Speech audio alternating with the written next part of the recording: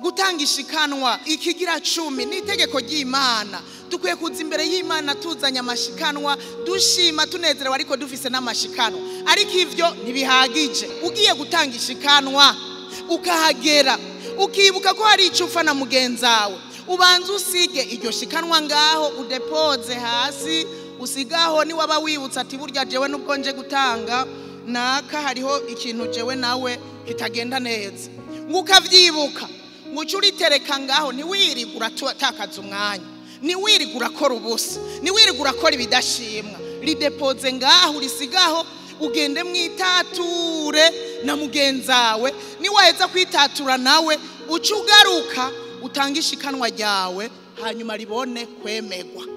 Imisi yose dutanga amashikanwa twitatuye na bagenzi bacu.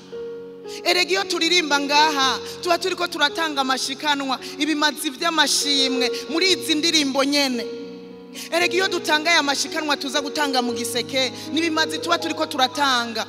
Erega iyo dutanga ibigira 10 tuba turiko turashikanira Imana, tuyishimire ko yadushoboje gukora ukwezi kose. Mbega usubiye inyuma ukaraba ibimazi wamutanga imisi yose biremegwa canke ntivyemegwa? Mbega ubitanga wabanje kwitunganya canke? Yesu mu buzima bwa misi yose arababwira ateka ibi ni vy'ubuzima bwa misi yose. Mu yandi majambo, ko tuba tuzi ko tuja imbere y'Imana, kandi ko tuja gutangira Imana, ko tuja kuririmbira Imana tukayishima, twategerezwa kubanza kwitatura na bagenzi. Uzi yuko hari ico mwapfuye na mugenzawe, wategerezwa kubanza kwitatura nawe kugira ubone gutanga ibimazi. Sino ntivyigera vyemegwa n'umunsi umwe.